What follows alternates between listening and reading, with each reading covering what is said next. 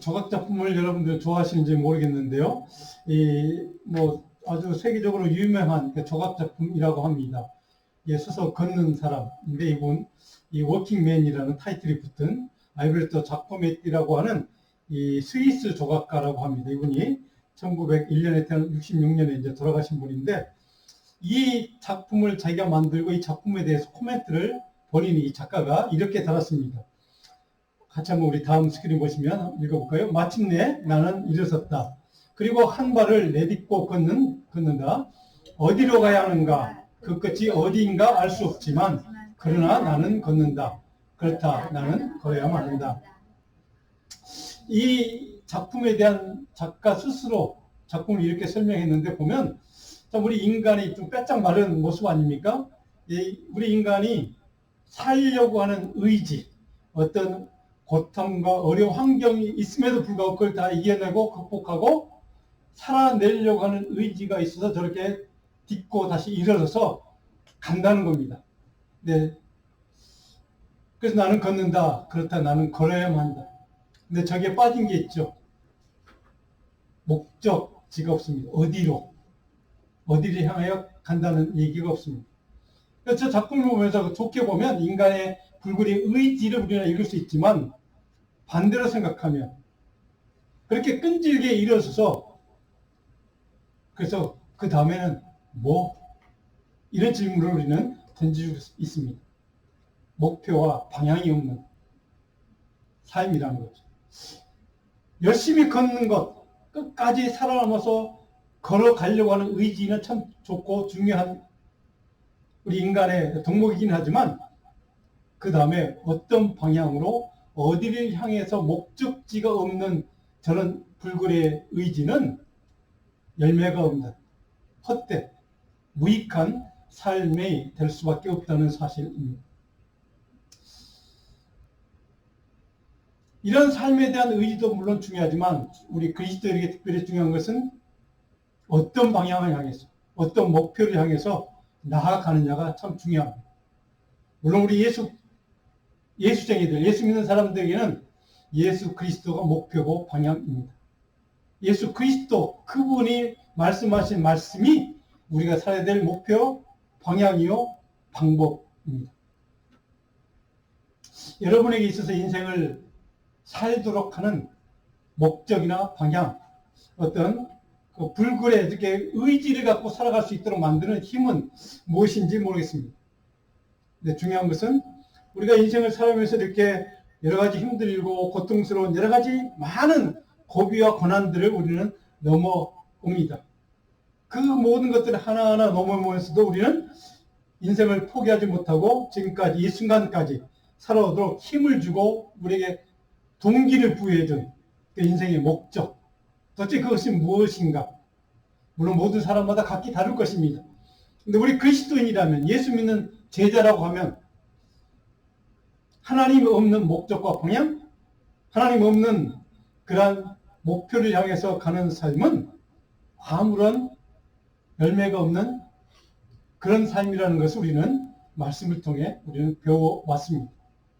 혹시 우리 인생 가운데, 지나간 과거의 인생 가운데 목표 없이 방향 없이 열심히 살아온 인생이 있었다면, 그 순간이 있었다면 오늘 시간, 오늘 말씀을 통해서 부활하신 주님이 등장하시는 그 말씀을 통해 내 삶의 인생의 목적과 방향을 다시 한번 점검해보고 그 목표와 방향을 올바로 설정해서 오고 있다면, 그런데 내 삶의 어떤 그 목표와 방향이 흔들리기 시작한다면 우리 말씀을 통해 내게 새로운 주님이 주시는 목적과 방향을 향해서 새로운 힘과 능력을 가지고, 부활의 능력을 가지고 살아갈 수 있도록 그 목표를 향해서 펴들려 나갈 수 있는 주님의 은혜와 능력을 이 시간, 이 부활의 아침에 우리 모두 같이 주님으로부터 얻는 복된 시간이 되기를 바라면서, 기도하면서 이 말씀을 같이 나누려고 합니다.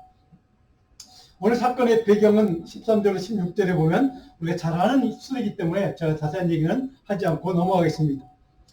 그들 중 둘이 예루살렘에서 25일이 되는 엠마오로 하는 마을로 가면서 라고 기록되어 있습니다. 이 엠마오, 예루살렘에서 이 엠마오의 위치가 25일이라고 우리 성경에 그렇게 번역됐습니다. 근데 25일은 당시에 헬라 성경의 원어에 보니까 60 스타디온 이런 말로 기록되어 있습니다. 스타디온. 그러니까 60 스타디온 이렇게 되어 있습니다. 이 스타디온의 말은 로마 시대 길이를 재는 단위였다고 합니다. 60 스타디온 이제 이런 단위라는 것이죠. 근데 이 원 스타디온은 8분의 1마일 거리라고 합니다. 거리 지금 마일 따지면. 그래서 이 60 스타디온은 총 한 12km쯤 되는 거리. 마일수로 치면 한 7.5마일 정도 되는 거리. 그것을 예루살렘에서 지금 예수님이 부활하신 그날 아침에 부활을 소식만 듣고 목격하지 못한 이 두 명의 제자들이 지금 이제 엠마오가 고향 땅인 것 같습니다. 그래서 다시 내려가는 이야기입니다. 내려가는데 그들의 마음이 무겁습니다. 굉장히 절망적인 마음. 왜? 그들이 그토록 믿고 따라왔던 예수라는 분이 십자가에서 비참하게 죽고 그냥 거기서 끝나버렸거든요. 근데 그날 아침에 출발하기 전에 들었더니 예수가 몸이 없어졌대, 부활했대, 누가 봤대 라고 하는 소문은 들었지만 이 두 사람은 그 부활하신 주님 만나지 못한 상태로 고향으로 자기 살던 곳으로 지금 절망하는 마음, 슬픈 마음으로 지금 돌아가는 상황입니다. 자, 우리 지도를 보시면 이 엠마오라는 동네가 뭐 이렇게 예루살렘에서 멀지 않은 동네였던 것 같습니다. 뭐 걸어서 뭐 그냥 몇 시간이면 갈 수 있는 그 정도 뭐 거리 가운데 가다가 지금 부활하신 주님이 이 두 사람 가운데 나타난 것입니다. 그런데 우리가 29절에 보시면 이렇게 되어 있습니다. 때가 저물어 가고, 때가 저물었다. 오후에 출발해서 몇 시간 지나다 보니까 이제 해가 져가는 그런 상황인데요. 여기에 어떤 학자의 이 엠마오라는 지명이 정확하게 성경에 없습니다. 여기 딱 한 번 나옵니다. 근데 엠마오라는 지명이 이스라엘에도 없습니다. 실제로. 그래서 이제 학자들 사이에 논란이 많이 있는데요. 이 엠마오가 도대체 어디냐? 근데 어떤 학자가 글을 읽어보니까 이 엠마오라는 지명 자체를 이렇게 해석을 했습니다. 하나님께서 믿음의 경주를 하고 살아가야 하는 우리 성도에게 요구하시는 달려가야 될 믿음의 거리. 엠마오는 이 두 사람이 절망하고 좌절하는 마음으로 주님이 죽은 것을 보고 지금 고향 땅으로 실망하는 마음으로 어두운 마음으로 근심하면서 돌아가는 그 길, 믿음의 경주로 정말 주님에 대한 확고한 흔들리는 믿음으로 가야 될 그 거리인데 이 사람은 그 믿음의 거리 엠마오라는 곳을 절망하는 마음으로 걸어가고 있다는 사실. 저와 여러분의 삶의 신앙의 삶에도 이런 적이 분명히 있을 것입니다. 기쁨과 감사와 소망보다는 절망과 좌절과 우울한 마음으로 무기력한 마음으로 신앙생활할 때도 분명히 있습니다. 그럴 때가 찾아옵니다. 그런 마음을 가지고 걸어가는 그 상황을 이 두 사람이 지금 우리의 상황을 좀 표현해주고 있다고 생각하시면 이 두 사람의 마음이 좀 이해가 될 것 같고 그리고 이 두 사람의 이야기를 왜 여기서 기록하고 있는지를 우리 좀 이해할 수가 있을 것 같습니다. 때가 저물어 가는 상황, 어둠이 다가오는 상황, 절망의 순간이 다가오는 상황, 좌절과 고난의 삶이 다가오는 상황을 지금 이 두 사람은 막고 있는 그 길, 그 절망의 길을 가는 그 길, 그 길에 누가 나타났습니까? 부활하신 주님이 그들 옆에 나타나신 겁니다. 찾아오신 겁니다. 사랑하는 여러분, 오늘 이 이야기 두 사람은 누구인지 모릅니다. 한 사람 이름은 본문에 기록되어 있는데 한 사람 누구인지 모르는데 12사도는 아닌 것 같습니다. 제자들이긴 하지만 12사도는 아닌데 예수님을 따랐던 사람들. 자, 15절에 보니까 예수께서 가까이 이르러 그들과 동행하시나 그들의 눈이 가려져서 이 가리워졌다는 말은 크라테오라는 헬라 동사인데 이 말은 뭐냐면 강력한 외부의 힘이 작용을 해서 강제로 눈이 지금 가려지고 보이지 않게 만든 겁니다. 그러니까 주님이 의도적으로 그들의 눈을 지금 가리웠다는 뜻이기도 합니다. 예수님이 그들과 동행하면서도 그 예수님이 그 예수인 것을 그들은 부활의 주님을 알아보지 못하는 그 상황. 영적인 눈이 가리워졌기 때문에. 뭐 예수님이 의도적으로 이렇게 가리워서 알아보지 못하도록 어쩌면 그들은 설마 예수님이 부활했을까라고 생각을 해본 적이 없기 때문에 예수님의 말씀을 믿지 않았기 때문에 내가 다시 살아나리라는 그 말씀을 들었지만 믿지 못했기 때문에 설마 그분일 것이라 생각을 하지 못했던 그런 상황인 것으로 보여집니다.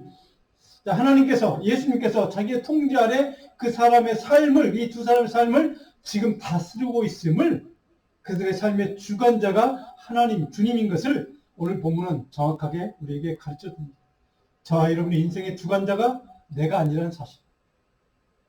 예수 그리스도 그분이 우리 삶의 주관자라는 사실을 이 두 사람의 이야기 중에 우리는 깨닫게 됩니다.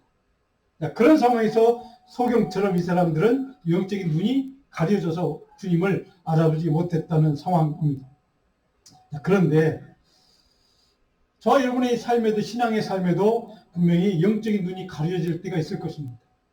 진리를 보지 못하고 어둠만 보이는 때, 절망만 보이는 때가 분명히 있습니다. 그래서 목적도, 방향도, 예수 그리스도 안에서, 하나님 안에서 우리 인생의 목적도, 방향을 상실해버리는 그런 어둠의 시간, 절망의 시간들 분명히 찾아옵니다. 근데 오늘 성경은 그런 삶을 살아가는 그리스도인에게 바로 정확한 삶의 목적과 방향과 사명에 대해 분명히 오늘 부활하신 주님은 우리에게 가르쳐주는 이야기가 오늘 본문의 이야기입니다. 그러니까 부활하신 주님이 모든 그리스도인들에게 너희들의 우리의 인생의 삶의 목적과 방향은 무엇이 하는가를 정확하게 가르쳐 주시고 지금 주님이 이 두 사람을 떠나는 이야기가 오늘 본문의 핵심적인 줄거리라고 생각하시면 아마 본문에 쉽게 이해가 될 것입니다. 자, 이 두 사람의 마음을 지금 채우고 있는 것은 두려움, 절망감, 상실감, 그리고 패배감입니다. 그들이 믿고 따랐고 섬겼던 예수 그리스도 그분이 비참하게 죽어버리는 그 눈을, 자기들 눈을 직접 못 보게 된 사건 때문에 그들은 지금 패배감에 젖어 있습니다. 소망이 없는 거죠. 그들의 인생의 목표와 방향을 상실해버린 상황입니다.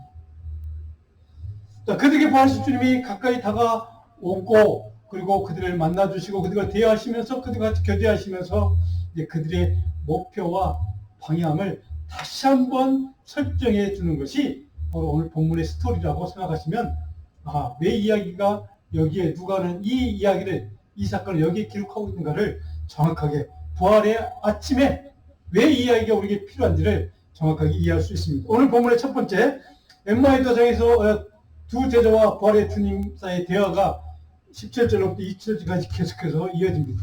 17절에 보니까 두 사람의 얼굴 모습이 슬픈 빛을 띠고 슬펐겠죠. 절망했으니까. 실패감에 젖어 있으니까 그 얼굴은 근심으로 가득 차 있을 겁니다. 도대체 왜 그들은 슬픈 빛을 띠고 엠마오로 돌아가고 있을까? 그 이유가 뭘까? 한마디로 자기 자신의 생각과 의지와 방식대로 주님을 따랐기 때문인 것입니다. 주님을 따랐고 섬겼던 사람들, 하나님의 일을 하지 않은 사람들이 아니라 열심히 했던 사람들, 제자들임에도 불구하고 그들은 자기의 생각과 목적과 방향을 가지고 예수님을 따랐다는 사실입니다. 하나님의 뜻과 하나님의 목적과 하나님의 방향을 따른 것이 아니라 자기의 목적과 자기의 방향과 자기의 의지를 갖고 주님을 따랐다는 사실. 그래서 그들은 실망했고, 그래서 그들은 근심하는 얼굴, 슬픈 빛을 띠고 절망의 마음으로 지금 엠마오로 돌아가고 있는 상황이라는 사실입니다. 우리 그리스도인에게서 가장 중요한 이야기입니다. 그러니까 주님을 열심히 섬기고 교회를 위해 섬기고 봉사하고 많은 좋은 일들을 하는 것 참 중요하고 가장 필요하고 우리 그리스도인 아니면 할 수 없는 일들입니다. 그런데 중요한 것은 그 동기가, 그 목표가 그리스도의 목적과 그리스도께서 주시는 방향을 향해서 가는, 그래서 그분이 주시는 능력과 힘과 동기 부여의 능력을 가지고 하는 일인가 아닌가가 중요하다는 사실입니다.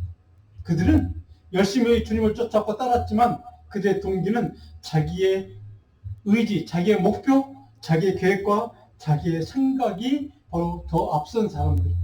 그래서 그들은 실망하고 절망할 수밖에 없었고 슬픈 빛을 띌 수밖에 없었다는 사실입니다. 여기에 그들의 문제가 있습니다. 오늘 많은 우리 그리스도인들을 바로 여기에 넘어지는 사람들이 참 많이 있습니다. 열심히 정말로 모든 것을 아끼자고 주님의 일을 하면서도 동시에 어느 순간 좌절하거나 낙담하거나 시험에 들 때, 바로 그 이유는, 근본적 이유는 바로 그 열심과 봉사와 헌신과 섬김이 바로 하나님의 뜻과 하나님의 말씀과 하나님의 목적과 방향이 아닌 내 방향과 내 목적과 내 뜻을 이루는 섬김이요 헌신이었기 때문에 그렇게 될 수 있다는 사실입니다. 여기 오늘 본문에 등장하는 두 사람의 문제가 바로 거기에 있습니다. 그 자기의 뜻과 자기의 계획과 목적이 좌절됐기 때문에 이들은 슬퍼할 수밖에 없었고 슬픈 얼굴빛을 띌 수밖에 없습니다. 하나님의 목적과 계획과 섭리를 생각했더라면 결코 그렇게 절망하거나 좌절하거나 낙담하거나 실패감에 젖지 않을 수도 있었습니다. 그런데 왜 그렇게 됐을까? 자기들의 목표, 자기의 계획, 뜻, 그것이 좌절됐다고 생각했기 때문에 그렇습니다. 마태복음 21장 22절에 여러분 잘 아는 인물이 하나 등장합니다. 부자 청년이 등장합니다. 부자 청년이 참 좋은 일을 많이 하고 11조도 많이 하고 십계명도 잘 준수한 사람입니다. 참 믿음이 좋은 유대인이었습니다. 그래서 예수님이 그래? 너 참 잘한다. 근데 한 가지가 좀 부족한 것 같아. 이것만 하고 나를 쫓아. 마태복음 19장 21절에 예수께서 이르시되 내가 온전하고자 할진대 가서 내 소유를 팔아 가난한 자들에게 주라. 그리하면 하늘에서 보화가 내게 있으랴. 그리고 와서 나를 따르라. 이 말을 듣고 22절에 보니까 그 청년이 재물이 많은 이유 때문에 이 말씀을 듣고 근심하며 갔다라고 기록하고 있습니다. 이 젊은이가 십계명도 잘 지키고 좋은 일도 많이 하고 섬김도 많이 했던 그 삶을 살아왔지만 그 모든 동기, 그 마음속 근본적인 동기는 바로 뭡니까? 자기의 뜻과 자기의 생각과 자기의 방식과 자기 의리를 위해서 행한 일이었기 때문에 예수님의 마지막 한 가지만 더 하라는 그 요구, 모든 게 다 팔아서 가난한 자에 나눠주고 그리고 와서 나를 쫓으라는 이 말씀을 듣자마자 그는 재물이 많음으로 그걸 포기할 수가 없으니까 근심하며 돌아갔다. 이렇게 슬픈 빛을 띄고 돌아갔다. 이렇게 기록하고 있습니다. 그의 문제가 바로 이 두 사람이 가진 문제와 동일한 문제입니다. 자기의 생각과 의지로 섬겼기 때문에, 봉사했기 때문에, 헌신했기 때문에. 자, 이게 근심했다는 말, 루페오라는 말이 이 청년이 근심했다는 말은 무엇인가 열심히 봉사하고 헌신했지만 하나님의 말씀과 뜻과 의지가 아니라 자기의 생각과 뜻과 의지에 따라서 섬기고 살아왔고 봉사했기 때문에 바로 그것이 안 맞으니까 근심했다는 그러한 말씀이기도 합니다. 자, 이것이 오늘 많은 우리들의 문제이기도 합니다. 하나님의 뜻과 의지, 부활하신 주님이 우리에게 말씀하신 그 말씀과 명령에 따른 삶이 아니고 그런 말씀에 따른 섬기고 봉사가 아니라 내 생각과 내 계획과 내 뜻과 내 의의를 위해서 하는 그 모든 것들을 바로 이렇게 결국 이 두 사람처럼 이 부자 청년처럼 슬픈 근심의 빛을 할 수밖에 없는 그런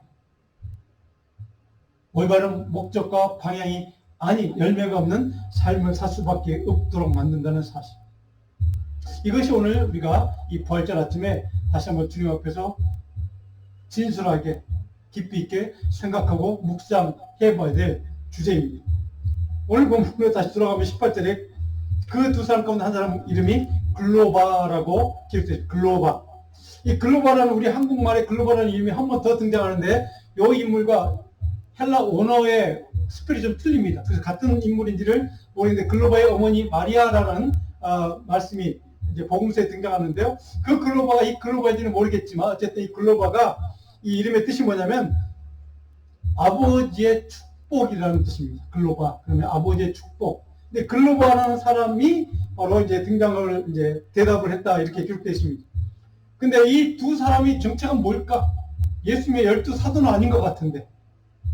누가복음 10장 1절에 보면 12제자 전도여행을 파송한 다음에 예수님이 다시 70명의 제자를 전도여행 두 사람 묶어서 파송하는 이야기가 나옵니다. 누가복음 10장 1절에 그 후에 우리 한번 읽어볼까요? 그 후에 주께서 따로 70인을 세우사 친히 가시려는 각 동네와 각 지역으로 둘씩 앞서 보내시며 70인의 제자가 있었다는 뜻입니다. 다른 복음서에는 없습니다. 누가복음에만 70인 제자들이 있고 이들이 선교 여행을 주님이 보냈다 이렇게 기록되어 있습니다. 아마 여기 70인에 들어간 제자들 가운데 두 사람이 아닐까 이렇게 추정을 해볼 수가 있을 것 같습니다. 어쨌든 이 글로버라는 인물이 이제 등장해서 우리에게 이 제자들 가운데 12사도는 아니지만 주님을 신실하게 따랐던 사람들이 참 많이 있었구나 라고 하는 것을 우리는 알게 됩니다. 자, 그런 바로 주님의 질문에 대해서 21절에 보니까 우리는 제자들이겠죠. 우리는 이 사람이 이스라엘을 성령할 자라고 바랐노라. 구원할 자라고 바랐노라. 또한 우리 중에 어떤 여자들이 23절에 보니까 그가 살아나셨다는 천사 나타남을 보았답니다. 그러니까 부활을 보았다고 증언하는 사람 여러 있다는 겁니다. 그러니까 초대교회 예수님 당시에 예수님을 따랐던 사람들 가운데 부활의 증인이 있다는 얘기입니다. 그런데 이 두 사람은 직접 보지를 못했다는 겁니다. 그래서 그들은 절망하고 좌절한 마음으로 자기들의 뜻과 의지가 관철되지 않고 이루어지지 않을까 실망해서 돌아갔다. 이런 상황이라는 것입니다.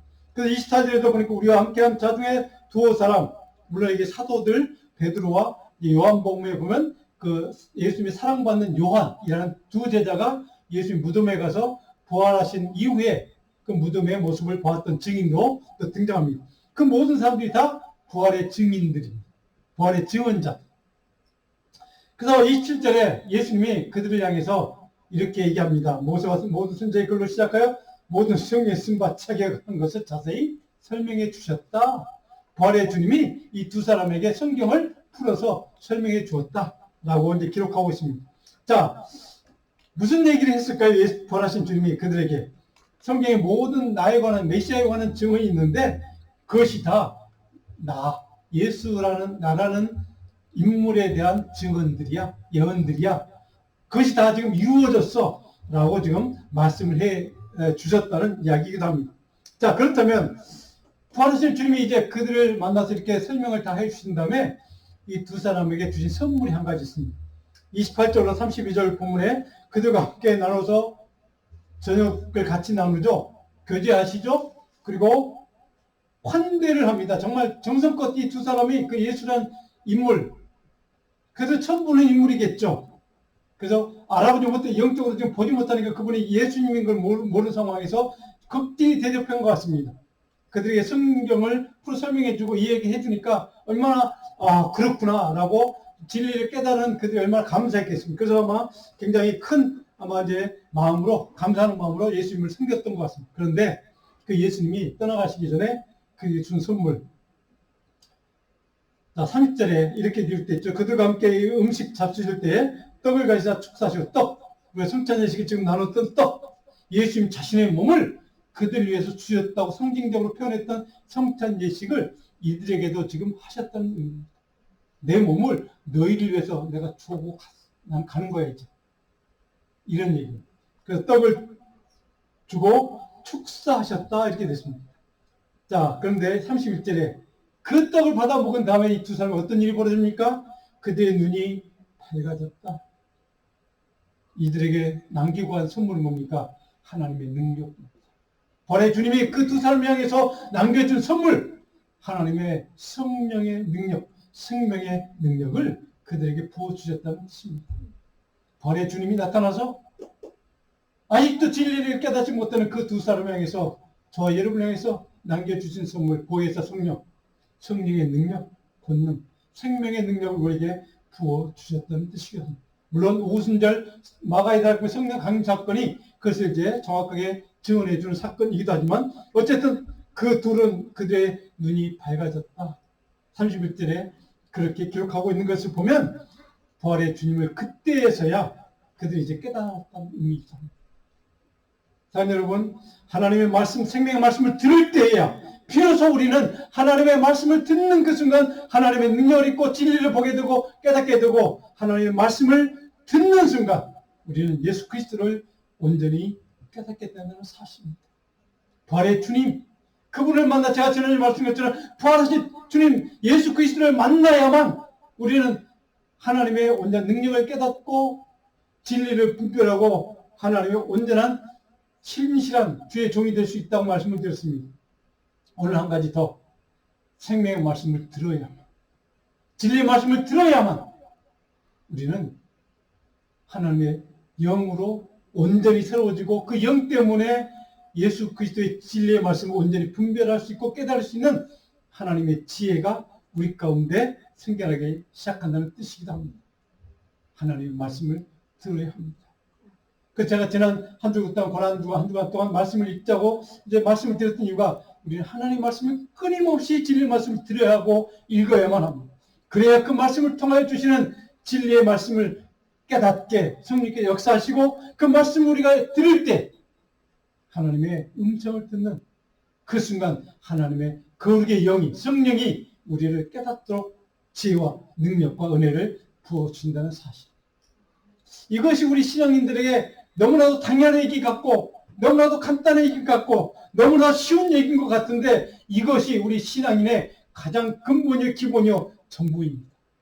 말씀을 듣고 말씀을 갖게 하고 그래서 그 말씀을 통하여 주시는 주님과 동행하는 삶. 우리 아까 장로님 기도하신 것처럼 예수 그리스도 부활의 주님과 동행하는 삶은 바로 말씀을 들어야만 가능합니다.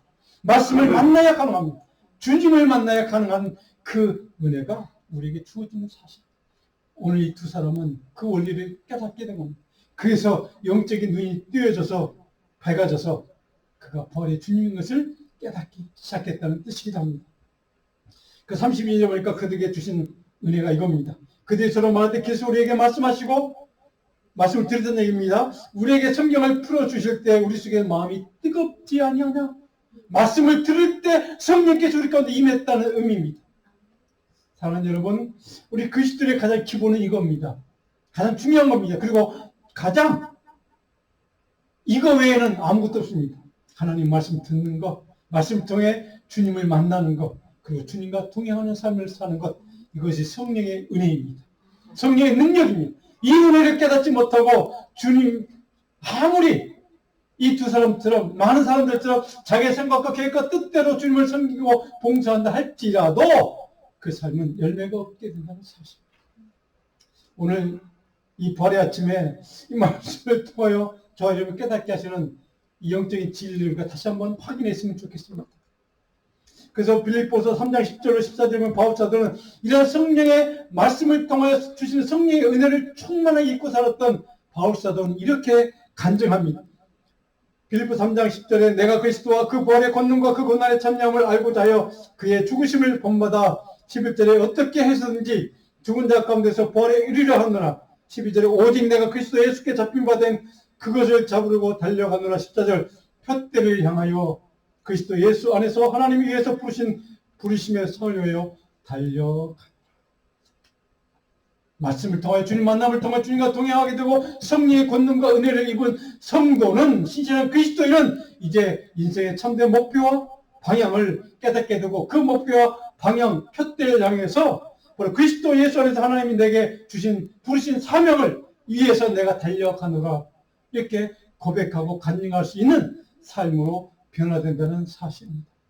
자, 여러분, 저와 여러분의 인생이 그렇게 복된 삶으로 변화되기를 축원합니다. 참된 주님이 주시는 목적과 방향을 향해서 그 표대를 향해서 바울처럼 우리가 끝까지 신실하게 주님 오시는 그 순간까지 우리의 생명이 다하는 그 순간까지 주님이 주시는 목적과 방향을 향해서 이 사명을 위해서 저 여러분들 끝까지 승리하며 달려가는 복된 믿음의 삶이 저와 여러분의 삶이 되기를 간절히 축원합니다. 부활의 체험을 나눴던 경험했던 이 두 사람은 드디어 엠마오로 가던 그 길을 다시 돌이켜서 어디로 돌아갑니까? 예루살렘 성, 절망과 좌절과 죽음 밖에 없다고 생각했던 그 땅으로 그 지역으로 다시 돌아갑니다. 왜 돌아갔겠습니까? 주님의 말씀을 통하여 부활의 주님을 만나고 그리고 그 주님이 주시는 성령의 권능을 입었기 때문에 이제 새로운 소망과 능력과 힘을 얻었기 때문에 다시 자기들의 사명지, 자기들 주님이 주시는 목표와 방향을 향해서 다시 고정해서 그 길로 다시 돌아갔다는 뜻입니다. 33절에 곧 그때로 일어나 예루살렘에 들어가 보니 11제자 및 그들과 함께한 자들이 모여있어 3제자들이 말하기를 주께서 과연 사랑하시고 실목에 보이셨다 하는지라. 35절에 이 두 사람도 부활하신 그 주님을 만났던 그 두 사람도 길에서 된 일과 예수께서 떡을 떼심으로 자기들에게 알려주신 것을 말하더라 증언했다는 뜻입니다. 저희 여러분의 사명이 마지막 사명이 바로 이것입니다. 증언하는 겁니다. 바로 주님을 증언하는 것이요. 바로 주님이 설명해 주었던 그 모든 생명의 말씀, 부활하신 주님의 말씀을 증언하는 삶, 이것이 모든 교회 그리스도인의 마지막 사명, 놓칠 수 없는 저와 여러분의 사명인 줄로 믿습니다. 사랑하는 여러분, 자, 책을 하나 소개하려고 합니다. 모한 삶 앞에서 이런 제목의 책이 있습니다. 우리 한국의 감리교회, 척파 감리교회 김기성 목사님이 쓰신 책인데, 저 책의 한 대목에 보니까 고린도서 16장 15절로 18절 본문을 해석하는, 이 목사님이 해석하는 이야기 가운데 이런 대목이 있더라고요. 고린도서 16장 15절에 이런 말씀이 있습니다. 형제들아, 스데반의 집은 곧 아가야의 첫 ter며 아카야 지역에서 자기 첫 번째로, 마케도니아 지역의 첫 번째로 복음 전해서 복음을 믿은 이방인이라는 뜻입니다. 근데 이 사람 스데바나의 집 그 모든 가족이 성도 섬기기로 작정한 줄을 너희도 잘 알고 있다. 이 사람이 복음을 믿고 성도를 섬기기로 작정한 사람들, 복음의 삶을 살기로, 복음을 증언하는 삶을 살기로 작정한 사람, 주님을 섬기기로 작정한 사람들인 것을 너희도 잘 아는 인물이다. 이런 소개를 바울이 하고 있습니다. 17절에 보니까 내가 스데바나와 부드나도와 아가고가 온 것을 기뻐하노니, 이제 바울이 여기에 이 고린도전서를 쓸 때 에베소에 머물러 3년 동안 에베소 쪽에 머물다가 지금 고린도 교회에 서신을 쓴 그 서신의 이야기입니다. 그런데 그 서신을 쓰기 전에 바로 스데바나와 바울의 복음을 전해 듣고 예수를 믿었던 이방인들, 스데바나, 부드나도, 아가이고, 이 세 사람이 바울을 1호차 방문했던 겁니다. 그래서 이 사람들이 온 것 때문에 바울은 너무 기뻐했습니다. 그래서 내가 기뻐하노니 그들이 너희 부족한 것을 채웠다. 이 사람들이 그냥 올 때, 바울을 방문하러 올 때 아마 헌금을 모아가지고 또 그 자기들이 돈을 모아서 아마 이 사람들 바울을 이제 성경음도 되고 바울을 크게 위로하고 뭐 했던 것 같습니다. 그것 때문에 바울이 너무 기뻐했습니다. 그런데 중요한 것, 여기에 고린도전서 여러분 15 돌아가시면 꼭 좀 읽어보시죠. 16장 18절에 이런 말씀이 있습니다. 그들이 나와 너희 마음을 시원하게 하였으니, 시원하게 했다. 그들이 나를 방문한 것, 나를 너무 기쁘게 할 뿐만 아니라 나를 시원하게 했어. 우리 한국말로 이렇게 번역이 됐는데, 여기 시원하게 했다는 말은 헬라 원어의 아나파우어라는 동사입니다. 이 말은 뭐냐면 임무를 마친 후에, 사명을 다한 후에 쉼과 안식을 주었다. 나를 시원하게 했다면 나를 안식하게 했다는 뜻입니다. 모든 일 사명을 다 마치고 난 다음에 나에게 휴식 시간을 주었어. 이런 뜻입니다. 새로운 기운을 차리고 새 힘을 얻도록 내게 생기를, 새 힘을 그들이 내게 불어넣어 주었어. 우리가 이 단어의 원래 뜻은 리프레시먼트라고 하시죠. 뭐 오페라 공연을 좋아하시는 분 가면 중간에 인터뷰 쉬는 시간 있잖아요. 그리고 강의할 때 뭐 3시간짜리 강의할 때 중간에 좀 쉬는 시간. 그때 먹는 다과가 있습니다. 음료 같은 거, 그거를 리프레시먼트 이렇게 보통 이제 부르는데, 바로 그런 존재들이 그들이야. 나에게, 바울사도에게. 정말 푯대 향해서 목숨을 걸고 달려갔던 건 바울에게.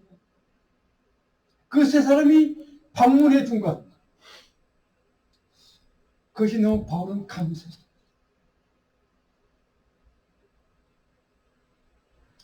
그래서 그들이 나를 시원하게 해줬어. 나를 쉬게 해줬어. 내게 새로운 힘을 부어줬어. 내게 새로운 능력과 권명과 내게 새로운 힘을, 소망을 내게 불어넣어 주었어. 새로운 소망을, 생기를 내게 불어넣어 줬어. 사랑하는 여러분, 우리는, 그리스도인은 부활의 증인의 삶을 사는 사람들입니다. 부활의 증인의 삶을 산다는 것 다른 거 아닙니다. 저는 바울이 오늘 이렇게 서신 속에서 고백했던 건데, 그들이 자기에게 자기를 쉬게 해주고 자기를 생기를 불어넣었던 그 사람들, 자기가 전도했던 그 사람들 통해서 바울이 느꼈던, 얻었던 새 힘과 새 소망과 능력,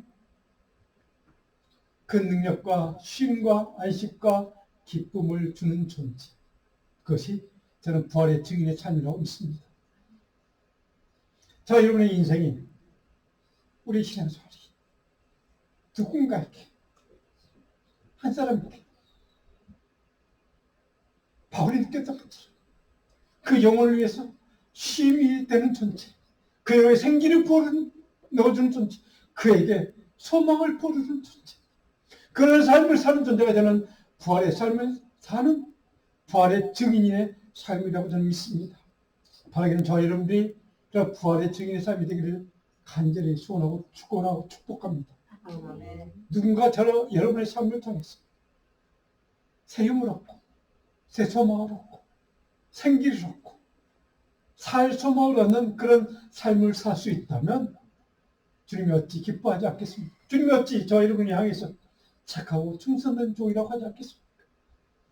저는 이 부활절 아침 저 여러분들이 이 믿음의 결단이 있으면 좋겠습니다. 하나님, 내 남은 인생에 바로 한 사람이라도, 한 영혼이라도 이 두 사람처럼 절망하고 좌절하고 자기 뜻이 이루어지지 않았다고 실패감으로 자기 고향 땅에 살아갔던 이런 사람 그 누군가에게, 그런 마음을 살아가는 그 누군가 어떤 한 존재에게라도 내가 바울이 느꼈던 그 사람들이 주었던, 바울에게 주었던 새 힘, 평안함, 쉼, 소망을 불어넣어주는 존재, 그런 존재로 내가 살고 싶습니다.